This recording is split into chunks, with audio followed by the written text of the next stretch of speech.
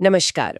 ओम शांति। बहुत बहुत स्वागत और अभिनंदन आप सभी का 2 अप्रैल 1970 की अव्यक्त मुरली चिट चैट में। तो आज प्यारे शिव बाबा ने संपूर्ण स्टेज की निशानियों पर बहुत ही गहरा प्रकाश डाला है। ऐसा लगता है जैसे बाबा बिल्कुल करीब आकर बहुत प्यार से हमें समझा रहे हैं, हमारी मंजिल की निशानियां बता रहे हैं, जैसे हाथ पकड़कर ले जा रहे हों। बाबा हमें ये जो सुनने सुनाने की दुनिया है ना, इससे भी परे ले जाने की बात कर रहे हैं। 1 सेकंड में आवाज से परे अशांति की स्थिति में हम रोजमर्रा की जिंदगी में कितनी आसानी से आवाज में आ जाते हैं, है ना? कामकाज, बातचीत। तो बाबा पूछ रहे हैं क्या उतनी ही सहजता से, जैसे कोई स्विच हो, हम 1 सेकंड में उस गहरी आत्मिक शांति में आवाज से परे जा सकते? ये सोचने वाली बात है हमारे अभ्यास के लिए। जी, और ये अभ्यास सिर्फ शांति का अनुभव करने तक सीमित नहीं है, ये तो सीधा मास्टर सर्वशक्तिमान स्थिति से जुड़ा है। प्यारे बाबा का इशारा है कि जब ये अवस्था सहज हो जाएगी कि अभी हम दुनिया के व्यवहार में हैं और अगले ही पल बिल्कुल अंदर स्थित, शांत, इतना नेचुरल, तब समझना कि हाँ, मंजिल संपूर्णता नजदीक है। ये संपूर्ण स्टेज की पहली निशानी है और बहुत महत्वपूर्ण। जैसे बाबा हमें वो फील करा रहे हैं जो उनका अपना स्वरूप है। हाँ, ये सुनने में ही कितना हल्का और पावरफुल लगता है। लेकिन फिर इस स्टेज पर पहुंचकर पुरुषार्थ कैसा होगा? क्योंकि अभी तो कई बार लगता है पुरुषार्थ भारी है, मेहनत ज्यादा, रिजल्ट कम। बाबा ने इस पर बहुत सुंदर रोशनी डाली है, एकदम क्लैरिटी दी है। संपूर्ण स्थिति में पुरुषार्थ बोझ नहीं होगा, बिल्कुल नहीं। बहुत सरल, हल्का। याद की यात्रा भी सहज और सेवा भी बोझ नहीं, आनंद का साधन। जैसे पंख लगाकर उड़ रहे हो। अभी जो अनुभव है ना कि पुरुषार्थ ज्यादा, सफलता कम, वो उलट जाएगा।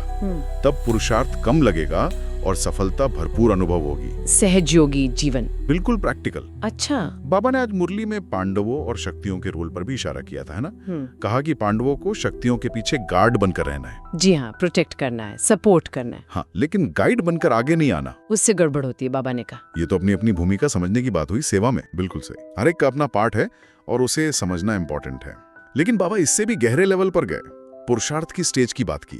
बाबा हमें जो ये पढ़ाई पढ़ा रहे हैं, इसका लक्ष्य है हमें मास्टर सर्वशक्तिमान बनाना। ऐसी स्थिति जिसमें हम किसी के भी अंदर की स्थिति, संकल्प बिल्कुल साफ साफ समझ सकें, बिना किसी डाउट के, बिना अंदाजे के।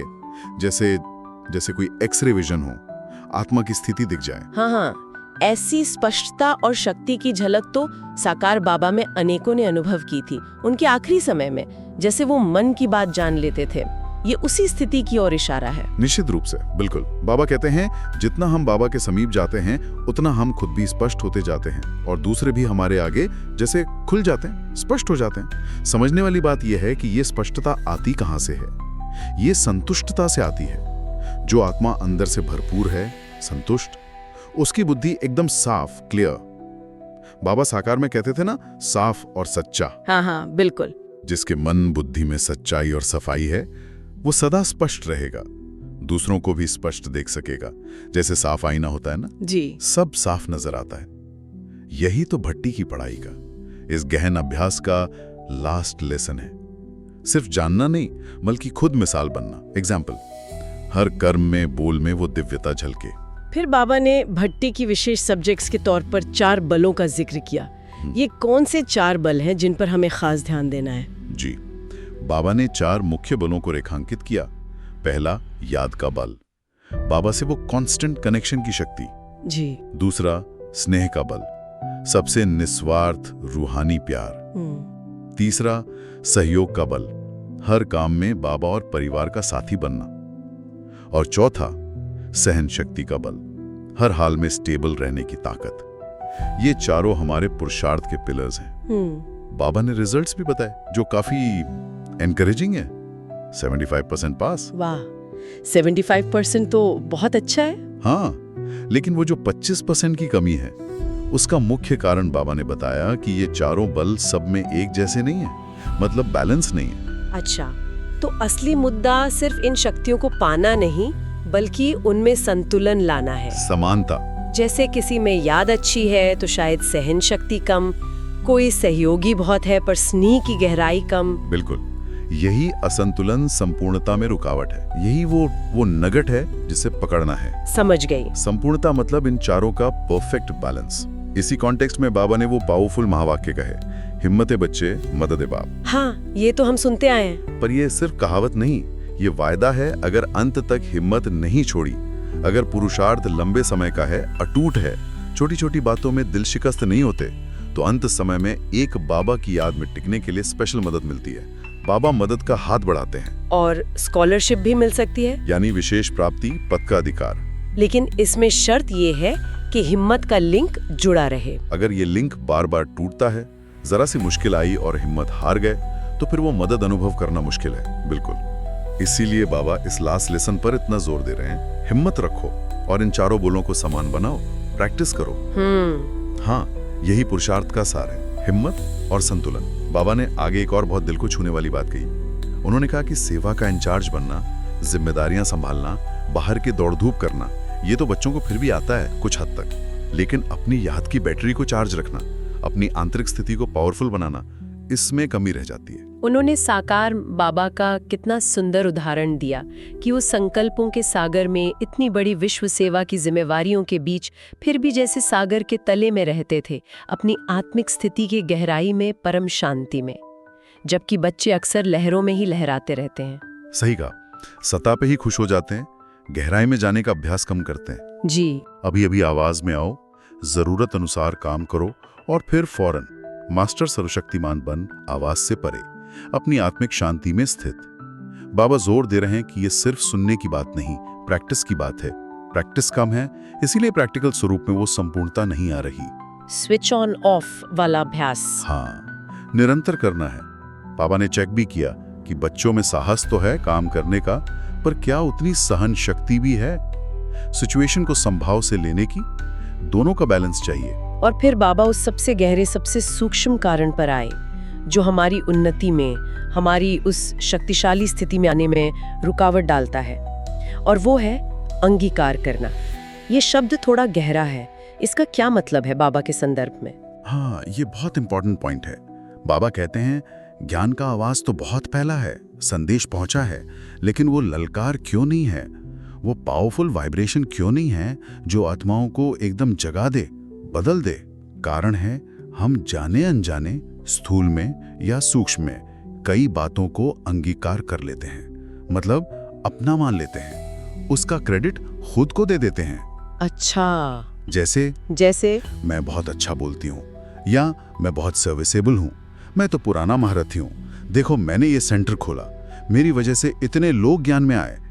ये जो सूक्ष्म मैंपन है ना, कर्तापन का भाव, देह अभिमान का महीन रूप, जब तक ये रहेगा तब तक बाबा की असली शक्ति, वो परम बल हमारे द्वारा प्रकट नहीं हो सकता, ललकार नहीं हो सकती। बिल्कुल सही पकड़ा। बाबा कहते भी है, बाबा बाबा कहने से परम बल आएगा। जी, क्योंकि सारा बल तो सोर्स से आ रहा है, परमात्मा से। और मैं कहने से यथाशक्ति बल आएगा, आत्मा की अपनी लिमिटेड शक्ति। इसलिए फिर रिजल्ट भी संपूर्ण नहीं, यथाशक्ति मिलती है। तो बाबा इशारा कर रहे हैं कि हमें अपनी भाषा भी बदलनी है, अपने संकल्पों की भाषा। हाँ, मैंने किया की जगह बाबा ने कराया। बिल्कुल। साकार बाबा का जीवन देखो, उन्होंने कभी कहा कि आज मैंने मुरली बहुत अच्छी चलाई? नहीं। या मैंने इतनी सेवा की? नहीं। या मेरे टच करने से ये बदल गया? कभी नहीं। ये अंगीकार करना, यानी किसी भी प्राप्ति का, चाहे स्थूल हो या सूक्ष्म, क्रेडिट खुद को देना, इसे पूरी तरह खत्म करना है। बाबा कहते हैं ना, गीत गाते हो, तुम ही पर मिटेंगे हम। हाँ। तो किस पर मिटना है? इसी मैंपन पर मिटना है। हाँ। यही सच्चा मर्जीवा बनना है। जब हम कुछ भी अंगीकार नहीं करेंगे, न निंदा से हिलेंगे, न स्तुति से फूलेंगे, न मेरा तेरा का भाव, न देह संबंधों में फंसेंगे, कुछ भी स्वीकार नहीं करेंगे सिवाय बाबा के, तब हमारे द्वारा वो अलौकिक शक्ति, वो रूहानी ललकार प्रकट होगी जो दुनिया को बदलेगी। इससे पहले ही जान लेते थे, क्योंकि वो इस सूक्ष्म मैं के भाव से पूरी तरह मुक्त थे। ये कैसे संभव होता है? बहुत अच्छा कनेक्शन जुड़ा आपने, क्योंकि संपूर्ण बनने पर, उस परमात्मा स्थिति में स्थित होने पर, ड्रामा की हर नोंद, हर सीन जैसे खुली किताब की तरह स्पष्ट दिखाई देता है। वो ड्रामा के आदि मध्य अंत को जानते हैं, इसलिए वो भविष्य को देखकर वर्तमान में इशारा देते हैं। फिर जब हम आत्माएं अपना पार्ट बजाते हैं, तो बाबा भी अपना पार्ट बजाते हैं। तो अब हमारे लिए लक्ष्य क्या है? यही कि इन चारों बलों याद, स्नेह, सहयोग, सहन शक्ति को समानता में लाना है, बैलेंस करना है और साकार बाप समान बनना है। साकार बाप समान बनना, किन मुख्य संस्कारों में हमें उनके समान बनने का लक्ष्य रखना है? बाबा ने किन लक्षणों पर खास जोर दिया? बाबा ने साकार रूप की संपूर्ण स्थिति के 2 श्रेष्ठ लक्षणों को हाईलाइट किया। पहला, उपराम स्थिति। उपराम? हाँ, उपराम यानी कमल पुष्प समान न्यारा रहना, दुनिया में, परिवार में, सेवा में रहते हुए भी मन से डिटैच्ड, अनासक्त, सबसे स्नेह रखते हुए भी न्यारा। और दूसरा, साक्षी दृष्टा भाव। साक्षी होकर देखना। जी, जीवन के हर सीन को, हर परिस्थिति को एक साक्षी होकर देखना, कर्तापन के भाव से परे, जैसे एक ऊंचे स्टेज से ड्रामा देख रहे हों। बाबा कहते हैं, इन 2 संस्कारों में जब हम साकार बाप समान बन जाएंगे, तब सर्व के दिलों पर स्वतः ही विजयी बन जाएंगे। और दिलों पर विजय पाना ही तो असली विजय है। हाँ, क्योंकि बाबा का महावाक्य है, जो इस संगम युग पर सर्व के दिलों पर विजयी बनता है, वही भविष्य सतयुग में विश्व महाराजन बनता है। क्योंकि विश्व में सर्वात्माएं आ जाती हैं, तो विश्व पर राज्य करने का बीज है सर्व के दिलों को जीतना। और दिल जीतने का आधार है साकार बाप समान, उपराम और साक्षी दृष्टा बनना और उन 4 बलों को समान करना। बीज यहाँ संगम पर डालना है, फल विश्व राज्य के रूप में सतयुग में लेना है। तो आज के इस गहरे मंथन का सार क्या निकल कर आता है? प्यारे बाबा ने हमें संपूर्णता की निशानियों बहुत स्पष्ट रूप से दिखाई। आवाज के परे शांति की स्थिति में सहज ही टिक जाना, पुरुषार्थ का भारीपन खत्म होकर एकदम सरल और हल्का हो जाना, 4 मुख्य बल याद, स्नेह, सहयोग और सहन शक्ति सिर्फ पाना नहीं, बल्कि उनमें समानता और संतुलन लाना। और सबसे महत्वपूर्ण, कर्तापन के हर सूक्ष्म अंश का, मैंपन का त्याग कर हर संकल्प और बोल में केवल बाबा बाबा करना।